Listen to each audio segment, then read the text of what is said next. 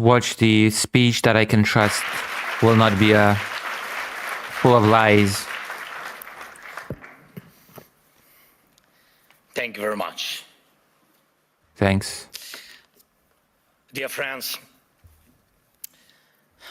everyone remembers. It's very, very harsh. I'm not sure if it's in this speech, but it's funny that at some point he says, Europe is being very soft with Trump and Europe just hopes, prays that Trump will change. But Trump will not change. Trump loves what he is.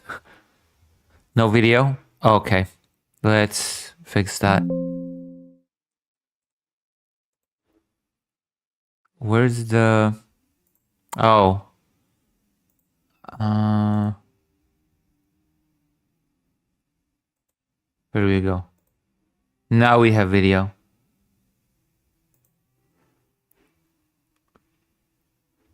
All right, we're going to watch this speech. This is going to be the beginning. He's going to be talking about Trump, about the world situation, about Ukraine, of course, economy, what have you. It's all going to be factual, at least. We can count on this speech to be factual. You can count on this speech to actually have content that I will not have to go to third-party pages to fact-check everything that is being said, every single claim, which is a blessing. Because with Trump, I have to. The great American film Groundhog Day with Bill Murray and Andy McDowell. Yes, but no one would want to live like that. I mean, it depends, okay? I'm gonna make a defense of Groundhog Day. Oh my God. Groundhog Day, technically speaking, if you had a Groundhog Day and you would retain all the knowledge and all the skills that you sort of accumulate, you could learn every single language in the world. You could learn every single martial art in the world. You could read every single book in the world. You could play every single video game in the world. There's so many things that you could do if you actually had a Groundhog Day for long enough, you know? People don't think about that, but there are actually benefits to a Groundhog Day. You could meet every single person in your vicinity very intimately. That's a lot of people to meet, okay? That's a lot of different folks to know very intimately, okay? And you could have an infinite chances to have an infinite versions of interactions with every single person, okay? If you say you don't want to live in a Groundhog Day, do you know what that means? It means that you lack imagination. Because there's so much to do and so little time. And Groundhog Day would give you that time. I'm not even sure if I should include this rant about the Groundhog Day in this segment. I should probably cut it out. Repeating the same thing for weeks, months, and of course for years. The Groundhog Day is not repeating the same. See, this is the misconception. It's not repeating the same thing it's just that the same day repeats for you, okay? But you can do different things during that day. So it's not the same thing repeating for you over and over and over this, because you have influence over what happens during that day. That we see, Zelensky did not understand Groundhog's Day. And yet, that's exactly how we live now. And it's our life. And every forum like this one proves it. Huh. Just last year. Oh my God, he is so fed up, to be serious for a moment. He is so fed up with these forums, with these meetings. He's basically saying it's all the same. Nothing really gets accomplished. It's all just well done. It's in Davos, I ended my speech with the words, Europe needs to know how to defend itself. A year has passed and nothing changed. Europe still does not know how to defend itself. Europe is still where it was. And nothing has changed. We are still in a situation where I must say the same words, but why? The answer is not just about the threats that exist or may appear. Each year brings something new for Europe and for the world. Everyone turned attention to Greenland. And it's clear most leaders simply are not sure what to do about it. And it seems like everyone... I mean, what can leaders do about it, realistically speaking? What can Europe do about Greenland? Like, go to war with the United States? Good luck. Europe is afraid to go to war with Russia, and Russia is a more direct threat than the United States. What is Europe going to do about the United States? The biggest nuclear and conventional power in the world. Just waiting. Like, I would like to hear some proposals. For America to cool down on this topic. Like, Europe is weak. Europe is weak when it comes to conventional power, and it's weaker than the United States when it comes to nuclear power. That's fact. And if Europe is scared to send any troops to Ukraine because it's afraid of Russian retaliation, then what exactly is Europe gonna do against the United States if it chooses to invade Greenland? Nothing. It cannot do anything. It will pass away. But what if will not? What then? There was so much talk. Technically speaking, Europe has some financial instruments that it can muster against the United States. Very painful instruments, but I'm not sure if Europe has the political will to use them, to be quite honest. The protests in Iran, but they drowned in blood. The world has not helped enough the Iranian people, and it's true. It has stood aside. In Europe, there was Christmas and New Year celebrations, the seasonal holidays. By the time politicians came back to work and started forming a position on Iran, it was basically over, right? I mean, that is usually what happens. The Ayatollah has already killed thousands. And what will Iran become after this bloodshed? If the regime survives, it sends a clear signal to... Also, the regime was put in place by the United States. I think it's worth remembering. It is worth reminding to everybody that the regime that is currently in charge of Iran was placed there by the United States. Every bully, kill enough people and you stay in power. Who in Europe needs that message to become a reality?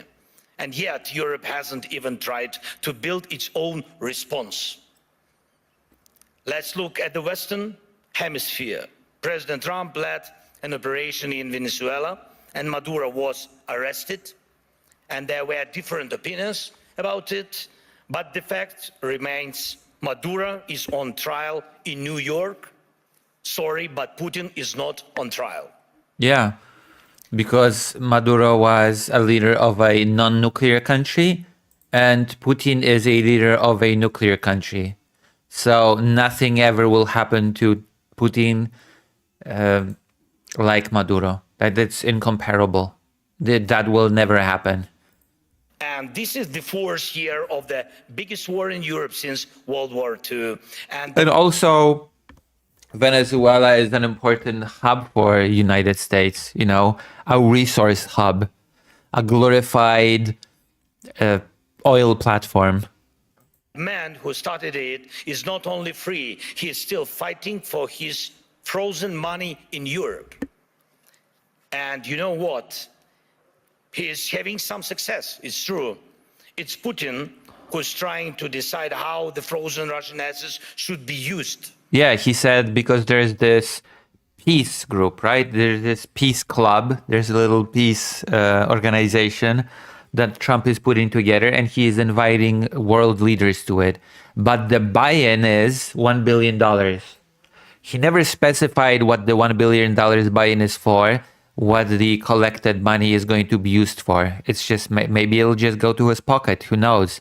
Because when somebody asked him from the press directly, what is this money for? he said, oh, it's a cheap price to pay. He never answered what the money is for. And Putin, being the shrewd businessman himself, said, okay, Russia is going to pay $1 billion to get into this peace committee group, this peace organized, this little peace group. We're going to pay $1 billion from the frozen assets. Not those who have the power to punish him for this war. Thankfully, the EU decided to freeze Russian assets. And not the United States. Definitely, and I'm grateful for that. Thanks, Ursula, thanks, Antonio, and all the leaders who helped. But when the time came to use those assets to defend against Russian aggression, it didn't go through because Belgium protested, Slovakia protested, Hungary protested, and of course, increasingly, the Czech Republic protested as well. It was blocked by these countries. the decision was blocked. Yep. Putin managed By the countries that I've just listed.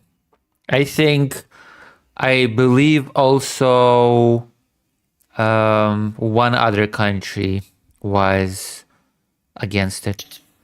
this, yes, managed to stop Europe, unfortunately. Next point. Because of the America's position, people are now avoiding the topic of the International Criminal Court. And that's And there is an arrest warrant on Putin on it. There is an arrest warrant on Netanyahu, which is why Trump has openly sanctioned. He has written an executive order through which he has sanctioned the ICC, the International Criminal Court, because he said that it's political, that it's unfair, and by that he meant that it put an arrest warrant on Netanyahu, his friend. My friends cannot be arrested. My friends cannot be prosecuted for any crimes. If you try to prosecute any of my friends, I will sanction you, says Donald Trump. And he did. understandable. It's American historical position. But at the same time, there is still no real progress on establishing a special tribunal for Russian aggression against Ukraine. Of course, there's no progress on that because Trump hates the international rules order. Trump hates international law. He wants it dismantled. Why would he add another layer of international law-based accountability for leaders? He does not want that. He wants that gone. He wants the already established mechanisms to be gone. Why would he want to participate in establishing a new one? It would benefit him in no way. Against the Ukrainian people. And we have an agreement, it's true. Many meetings have taken place, but still Europe hasn't reached even the point of having a home for the tribunal with staff and actual work happening. Yeah, Europe is just toothless. Europe cannot get to any decision, and that is another problem. Europe is slow. Europe is not doing anything. Europe is indecisive. Europe cannot get its act together on any level in reality. Inside. What's missing? Time or political will? Both. Too often in Europe, something else is always more urgent than justice.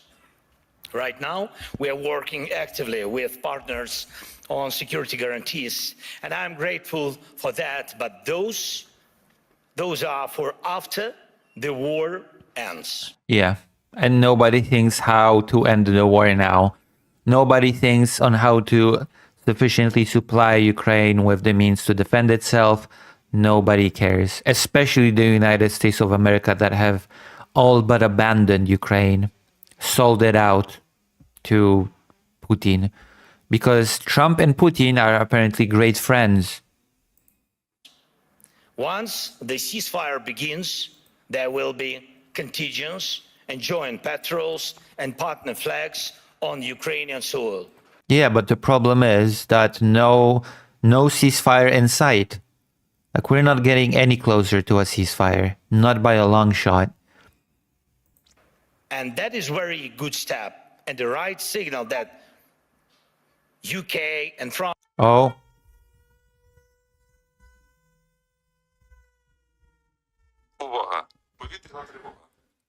As I speak, Kyiv is under attack by probably missiles or drones. So, yeah, we're not getting closer to a ceasefire. Kyiv is under attack. There you go. Air siren has just. Are ready to. I have an application on my phone that informs me when there's an air siren in Kyiv specifically. Actually commit their forces on the ground, and there is already a first agreement on that. Thank you, Keir. Thanks, Emmanuel, and all the leaders in our coalition. And we are doing everything to make sure that our coalition of the willing truly becomes a coalition of action. And again, everyone is very positive, but, always but the backstop of President Trump is needed.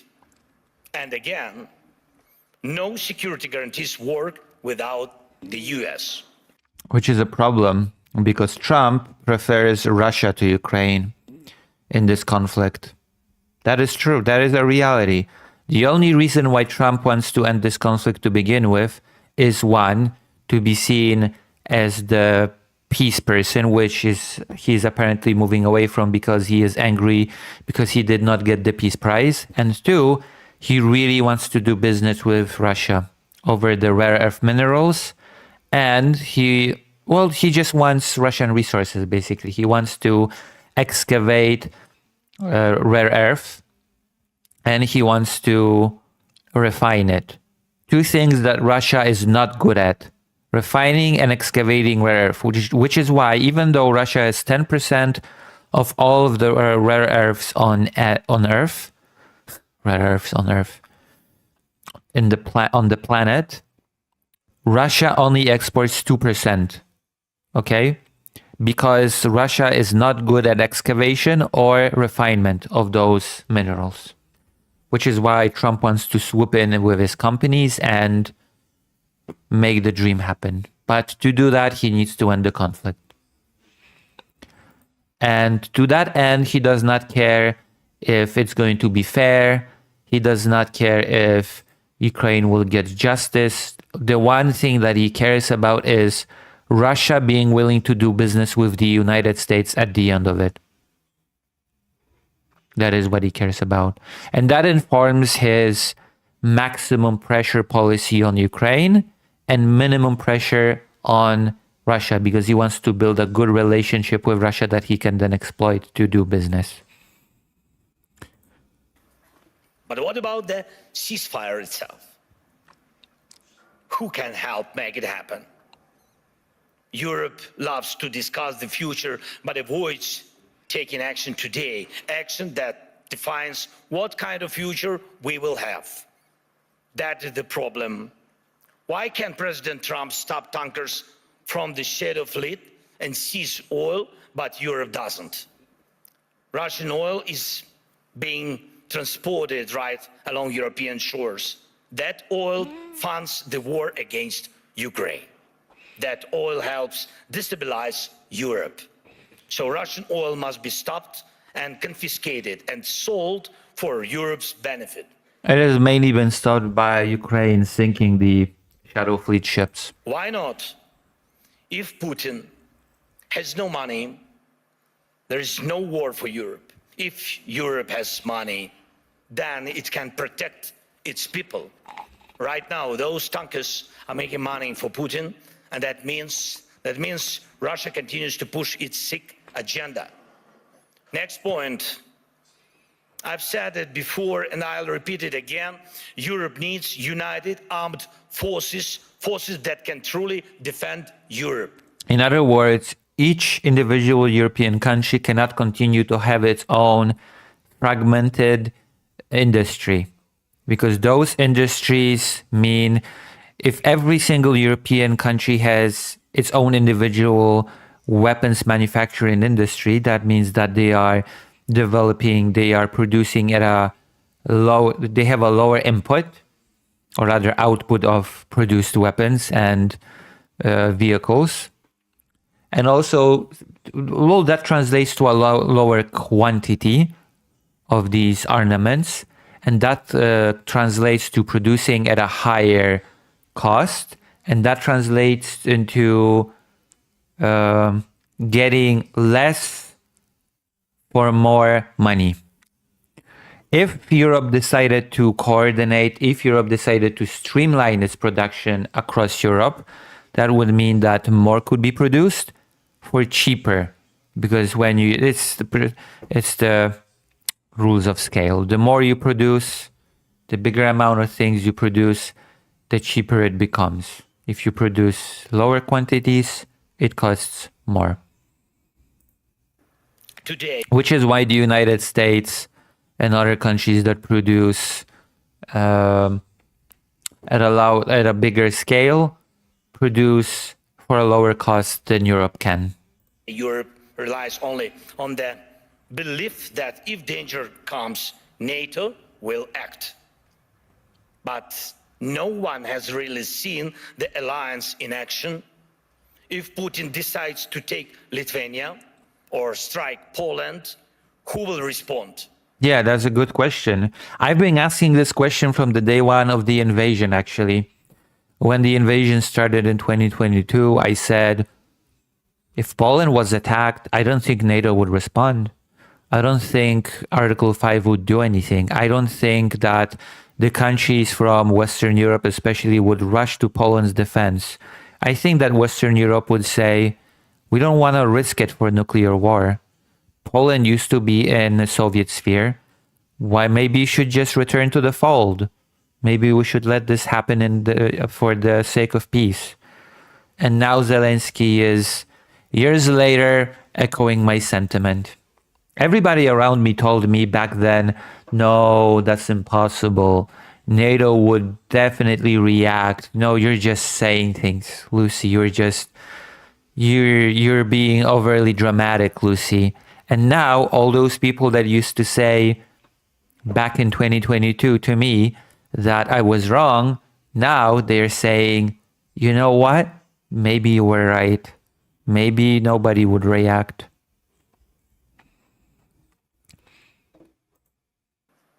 Who will respond? Right now, NATO exists thanks to believe that the United States will act, that it will not stand aside and will help. But what if it doesn't?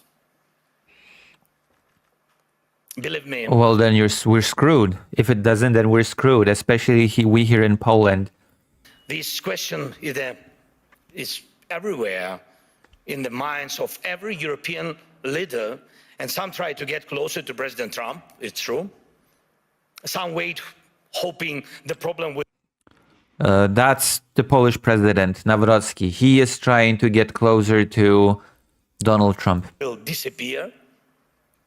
Some have started acting, investing in weapons production and etc., building partnerships, getting public support for higher defense spending. But let's remember, until America pressured Europe to spend more on defense, most countries were not even trying to reach 5% of GDP, the minimum needed to ensure security. Europe needs to know how to defend itself. Yeah. And if you send 30 or 40 soldiers to Greenland, what is that for? What message does it send? I mean, no message. It sends no message at all. But then again, what is Europe supposed to do against the might of the United States? It's a pipe dream. Like, even if Europe right now mastered all of its oomph, it would not be able to just so quickly catch up to the United States when it comes to conventional military might. That is the reality of the situation. What's the message to Putin, to China? And even more importantly, what message does it send to Denmark? The most important, your close ally. You either declare that European bases will protect the region from Russia and China and establish those bases, or you risk not being taken seriously because 30 or 40 soldiers will not protect anything. And we know what to do. If Russian warships are sailing freely around Greenland, Ukraine can help. We have the expertise and weapons to ensure not one of those ships remains. They can sink near Greenland, just as they do near Crimea. No problem, we have the tools and we have people. For us, the sea is not the first line of defense, so we can take actions, and we know how to fight there if we were asked and if Ukraine were in NATO. But we are not. There you go. What a jab. What a jab. We would solve this problem with the Russian ships. As for Iran, everyone is waiting to see what... That's just an excuse, by the way. The whole Russian ships, Chinese ships, China and Russia are just waiting to take... That's just an excuse. Nobody truly believes that Russia or China want to take over Greenland. Nobody believes that, but it's just lip service for Trump to be able to do whatever he wants. America will do. And the world offers nothing, Europe offers nothing, and want democracy they need. When you're looking for freedom, and they are always negative.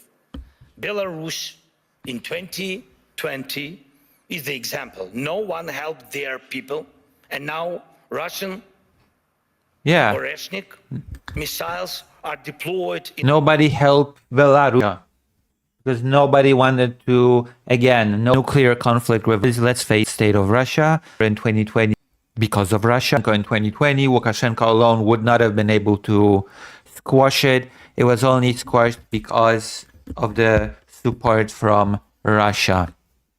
And Russia would not have just stood by if Europe decided to support the Belarusian people. That is also that would not have happened.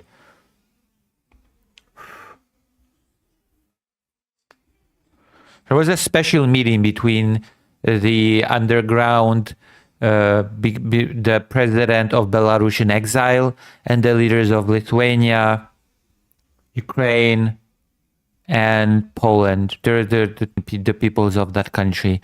There was a special meeting regarding the commemoration of an uprising that happened against the Russian Empire. I'll get into a whole topic later, but let's just say that we, the countries of the former Polish-Lithuanian Commonwealth, are beginning to coalesce, not in small part because of this ongoing war.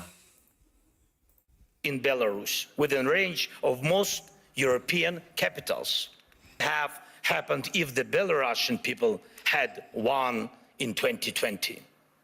And we have told our European partners multiple times, act now. Act now against those missiles in Belarus. Missiles are never just decoration, but Europe still remains in Greenland, maybe someday. Yeah, that's because Europe is terrified of Russia. Europe is terrified of nuclear escalation. They will do something. The issue of Russian oil is the same. Russian oil is getting cheaper, but the flow has not stopped. Companies that fund Putin's war machine are still working. And that will not change without more sanctions. And we are grateful for all the pressure put on the aggressor. Hungary's actions that Europe is trying to implement are being equally aggressively it's just you have the coalition of countries that are pro-Russian. You have Hungary, you have Slovakia, the two primary suspects, with the Czech Republic kind of beginning to become.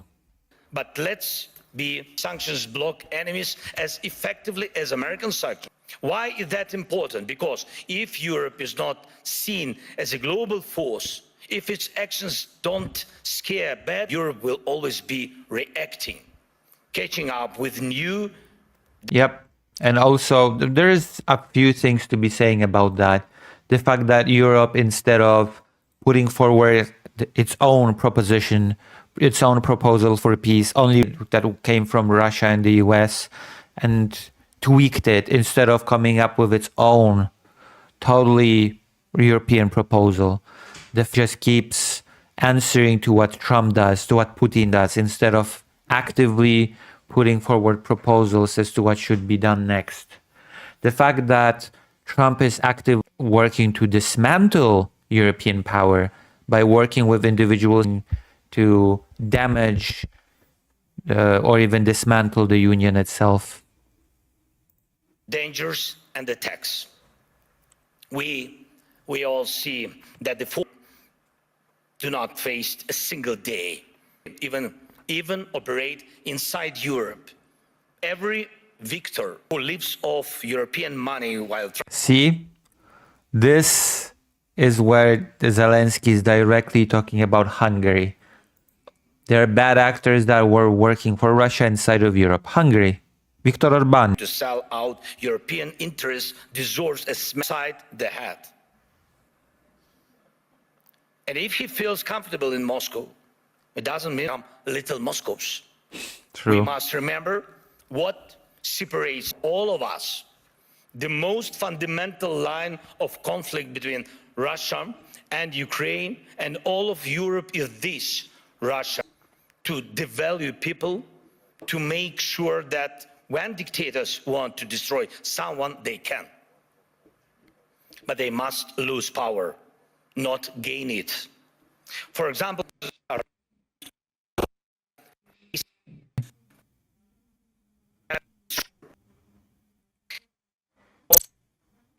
Ukrainians, now our people, Ukrainians to death at minus 20 degrees Celsius. Ah, yes. Russia is attacking the electrical infrastructure. When I return to Ukraine, I'm probably be going to spend time a lot in the dark and in the cold. But Russia couldn't stick or cruise missiles without opponents From Europe. other countries. And it's not just China. They come from Europe as well. Too often people hide behind the excuse that China helps Russia. Yes, it does. But not only China. Russia gets components from companies in Europe, Yep. the United States, and Taiwan. Now, many are investing in stability around Taiwan.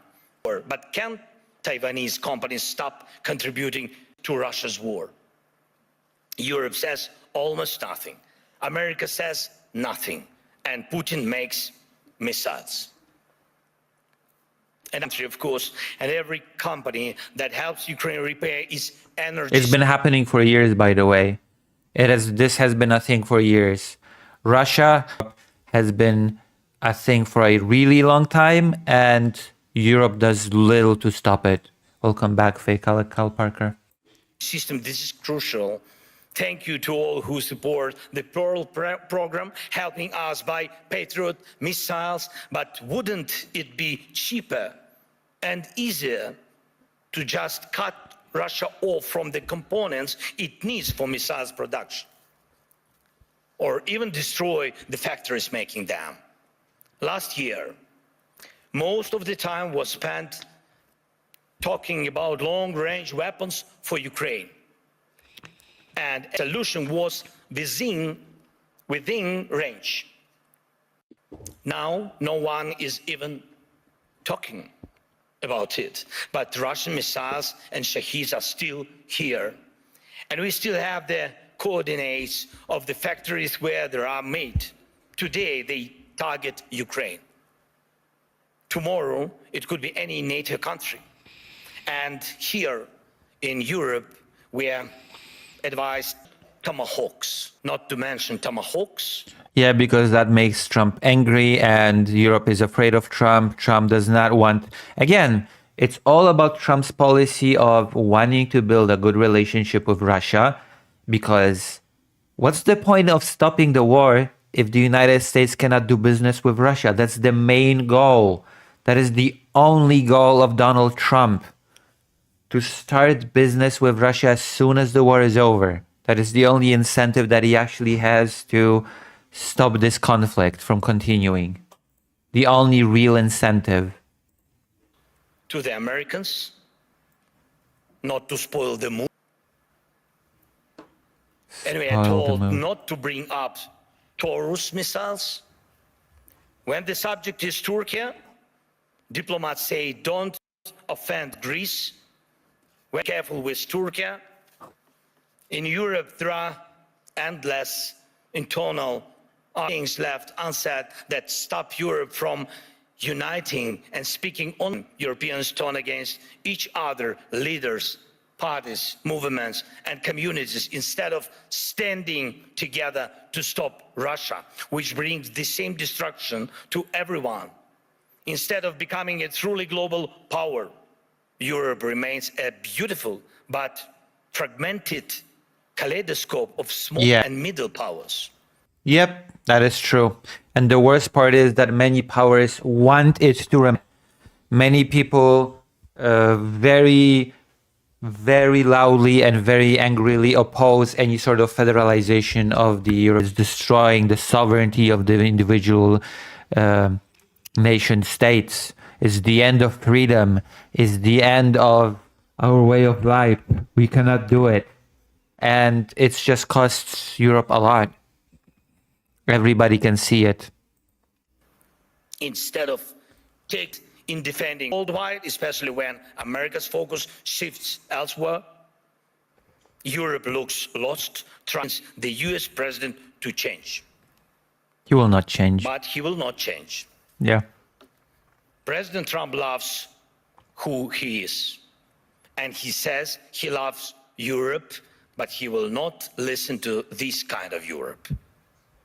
One of the biggest problems in today's Europe, though it's not often talked about, is the mindset. Some European leaders are from Europe, but not always for Europe. And Europe still feels more like a Hungary and Slovakia, especially, are the examples of that. Geography, history, a tradition, not a real political force, not a great power. Some Europeans are really strong, it's true. But many say we must stand strong, and they always want someone else to tell them how long they need to stand strong, preferably until the next election. Oh my God. But that's not how great power works, to my mind. We must defend European interests, but I hope someone else will do it for them. And speaking of values, they often mean valueless. They are all like, we need something to replace the old world order with. And Trump is doing that. Trump is replacing the old world order with the world order of might makes right, and international law means nothing. Only Trump's conscience means anything. That's the only limit. Make America great again, abroad and domestically. Where is the line of leaders who are ready to act? Act now, on land, in the air, at the sea, to build a new global order. You world order out of words. Just create real order. The question is, what's order to be? I do not want Trump's world order. I don't think anybody. Today, America has launched the Board of Peace. Ukraine was invited, so was Russia, though the war hasn't stopped. The Board of Peace of countries that invade and genocide their neighbor. I don't know what to say to that. The fact that Putin was invited to the Board of Peace and Zelensky at the same time to the same Board of Peace, two countries at war. That should tell you everything about where Trump's priorities are. Oh yeah, if you both pay me $1 billion, you can both be a part of this peace board. There is not even a ceasefire. And I have seen who joined Everyone had their reasons. Oh yeah, mostly dictators and peace board joined. I know Vietnam joined, which is very disappointing. Europe. Most European leaders did not join board. They refused as well. United Position Council meets, they will decide something. But the documents were already signed this morning, and tonight... No, of course. Why would he join together with Vladimir Putin? It would be so silly if he just, oh yeah, I want to be on a peace board together with the Russian leader. Might also finally decide something on Greenland. But last night, Mark Rutte had spoken to President Trump. Thank you, Mark, for your productiveness. America is already changing its position, but nobody knows exactly how. So things move faster. Things move faster than Europe. And how can Europe keep up? Dear friends, we should not degrade ourselves to secondary roles, not when we have a chance to be a great power together. We should not accept that Europe is just a salad of small and middle powers seasoned with enemies of Europe. When united, we are truly invincible. And Europe can and must be a global force. Yeah. Not one that reacts late, but one that defines the future. That would help everyone, east to every other region in the world. That would help Europe itself, because the challenges we face now are challenges to the European way of life, where people matter, where nations matter. Europe can have a better world. Europe itself is not united in the idea of a united Europe. That is important to remember. Europe must build a better world, and a world without, of course. But for that, Europe needs that. We must act together and act in time. And most of all, we must have the courage to act. And we are actively working to reach solutions, real solutions. Today, we met with President Trump, and our teams are working on not simple. The documents aimed at ending this war are nearly ready, and that really matters. Ukraine is working with full honesty, and Russia must become ready to stop this aggression, Russian war against us. So the pressure must be strong enough, and the support for Ukraine must grow even stronger. Our previous meetings with President of the United States brought us air defense missiles, and thanks Europeans, they helped also. And enough. Europe and the United States are always stingy with the anti-air missiles. Talk about the protecting the skies, which means protecting lives, of course. And I hope America will continue to stand with us. And Europe must be strong. And Ukraine is ready to help with anything needed to guarantee peace, destruction. We are ready to help others than they are now. We are ready to be part of a Europe that truly matters, a Europe of real power, great power. Today we need that power to protect our own independence. You need independence too, because tomorrow you may have to defend. Also, Ukraine is a great, not even from a very pragmatic point of view, Ukraine is just a great source of food, resources, and long-term power for a united Europe. Your way of life. It's the biggest country in Europe, mind you. Second biggest after Russia. Ukraine is with you. No one will wipe their feet on you. And you will always have a way to act, and act in time. This is very important. Act in time. Dear friends, today is one of the last days of DAVOS. It's a very, definitely not very harsh speech, but very true. A lot of what he says is completely true.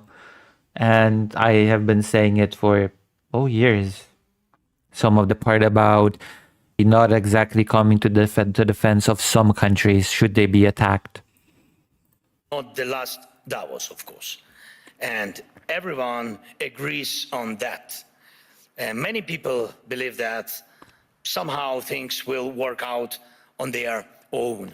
But we cannot rely on somehow. For real security, faith in a It's partner, worthless. in a lucky turn of events. No intellectual discussions are capable of stopping wars. We need action. World order comes from action. And we just need the courage. Parties are trying to dismantle the current world order, the current rules-based world order. To act. Without action now, there is no tomorrow. Let's end this Groundhog Day. And yes, it's possible. Thank you. It is possible, but I am very skeptical. I'm very skeptical on whether or not it will actually happen. Europe is not taking the necessary steps to streamline its military. Europe is not doing the necessary steps to federalize. Europe is not taking the necessary steps to establish itself as a power, unfortunately. That is the reality. It stays afraid of Russia. It especially stays afraid of the United States. It's in a paralysis. It's in a paralysis of reactivity. And something drastic would need to change, would need to happen for that to change. I'm not sure if even Greenland has caused Europe to wake up from its coma. Fake Carl Parker says, I will say it's refreshing to hear a leader say a thought without it being a lie. It's refreshing to see a leader give an opinion or give a factual piece of information without it being a complete lie. Whenever I hear Trump speak, or I just reject it out of on principle, because I know that the number is probably made up. And then I go to any fact-checking page, and what do you know? The number is made up. When he's about economy, it proves to be false. When he talks about inflation, it proves to be incorrect. When he talks about gas prices, stopped 8 wars, incorrect. The hostilities are ongoing in most of the wars that he supposedly finished. Ukraine ending in 24 hours, not true. There was no war in Ukraine when he was first president, not true. Yes, there was. Smaller scale, but still there was. Whenever he opens his mouth, Trump cannot help himself but to lie. And it is refreshing to see a leader of a country that lies, that actually says with, because it's factual. That doesn't just fearmonger about illegal aliens or talk about how the US used to be a dead country and how Biden was the worst president ever in the history of the universe. But it's very sadly true. What Zelensky is talking about might actually. Europe desperately needs to streamline. It's not doing so. And that will be harmful when it comes to the war in Ukraine. That will be harmful when it comes to its standing in international relations overall. It will be...